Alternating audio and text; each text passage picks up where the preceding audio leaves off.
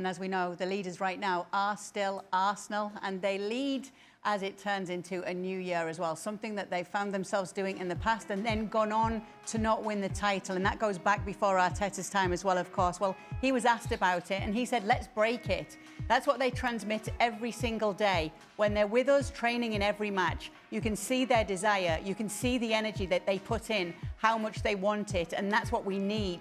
That's still 5 months to go, and take it day by day. Enjoy that process of being where we are and go for it. So why might 2026 be different for Arsenal with this record, Craig? Well, the squad, the chasing pack. While City are better, it's not City of 2 or 3 years ago. Liverpool have fallen off the cliff. I don't see any way back for them if you look at their recent form, including the game against Leeds United at home. There is nobody really else, as Chelsea have got 2 wins in 9. So the chasing pack are not quite as strong, although City have perked up. There is no doubt about that, and they are don't look like they're going away. But they're not quite that frightening force of 2 or 3 years ago. So there is that. However, when a team don't go away, it's still a nagging doubt. But when you add that to the squad that Arsenal have in depth from midfield, there was no Rice against Villa. They coped, and that as you should. You can't be complaining. You're going to lose key players, but you've got Moreno, you've got Zubimendi, you've got Odegaard, you've got others. So they cope with that. And they've also done it thus far. And this is something we touched on a couple of days ago. City are where they are with one of the informed strikers in European football, in Erling Haaland. Arsenal are where they are with being in the same position they were in the last 2 years, with a number 9 who still isn't quite hitting the straps. Whether it was Gabriel Jesus, whether it was Kai Havertz, Mikel Merino's did a good job.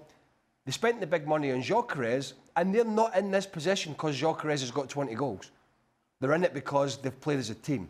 Now, if Gyökeres, and they can find a way to get him the goals that he did at Sporting, and that's a big if they can do that in the second half of the season, I think they're going to be unstoppable. But thus far, they've not, the way they've played to the strength of that striker.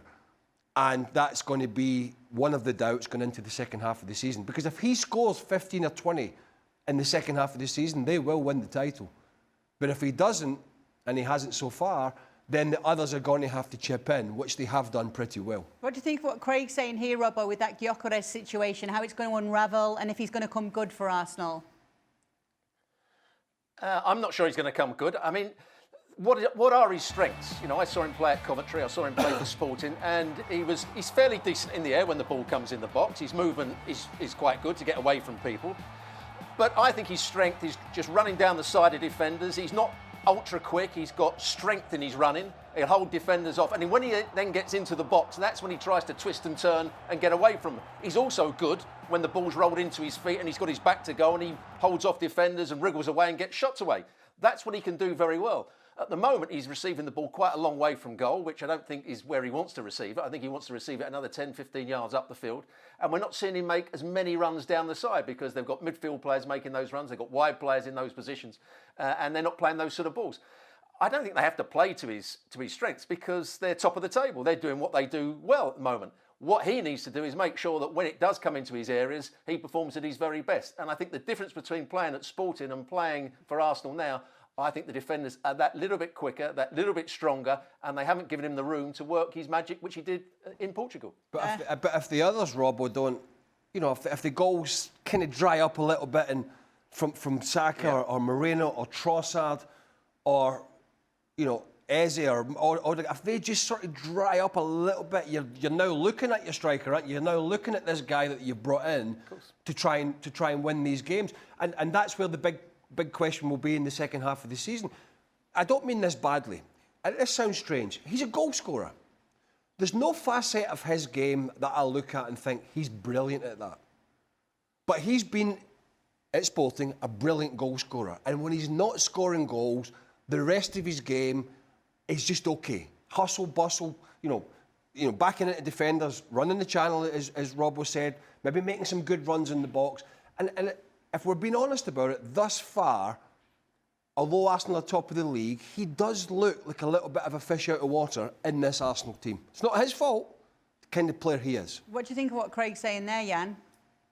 No, I think it's right, because for me the definition of a great goal getter is the one who makes that 1-0 goal, makes the winner out of nothing. I mean, like Erling is doing all the time. I mean, let's put it another way. Will the 4 players that Arsenal can play up front score more goals than Erling Haaland? I think that will be decisive. that means also that Manchester City is a bit more vulnerable, because if Erling then get a spell, if he gets an injury, I mean, they will be limited. But you need to get Rodri back. That will make an advantage, because Arsenal got a lot of alternatives in midfield. It's going to be interesting now with all the players coming back. I see Arsenal be stronger defensively, because City were all over the place. They've sorted it out a bit, you have to be said. Goalkeepers quite equal. Correa is good. Donnarumma, we know is good. So it's going to be a matter of goals. But listen, I mean, for me, it's now for Arsenal to lose, because Arsenal are 4 points ahead. They have better recruitments this season than Manchester City. Let's see what's happening in January. If they get Semenyo in, you maybe get more goals, you get more assists from the wings. But for me, it's now advantage Arsenal Football Club. Advantage Arsenal Football Club, says Jan right now. When we get the panel's predictions, though, I'm not too sure that is how you see it, Jan. You think that they're going to drop points here against Bournemouth? I think they will, because I think there are games like this. I was talking about Manchester City going to Forest, going to Sunderland, get away with 4 points.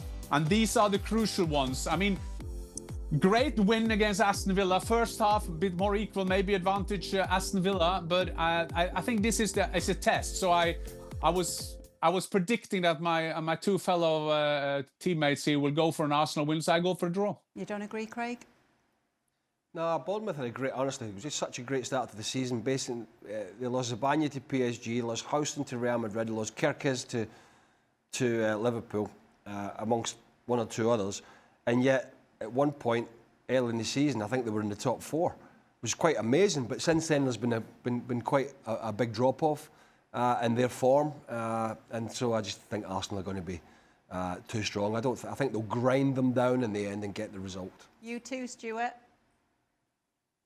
Yeah, I saw Bournemouth play at Brentford, only not the last game, the game before. They were better at Chelsea, they got a 2-2 draw at Chelsea, but the game against Brentford was one of the worst performances I've seen for a long time. Defensively, they were all over the place, they didn't compete in midfield. Physically, they were outfought by a Brentford side, and I think Arsenal would do that to them. I think it's going to be a comfortable win for Arsenal. They've been there before and done exceptionally well. I think the first game of the season a couple of years ago, they won 4-0. I think it could be one of those sort of performances.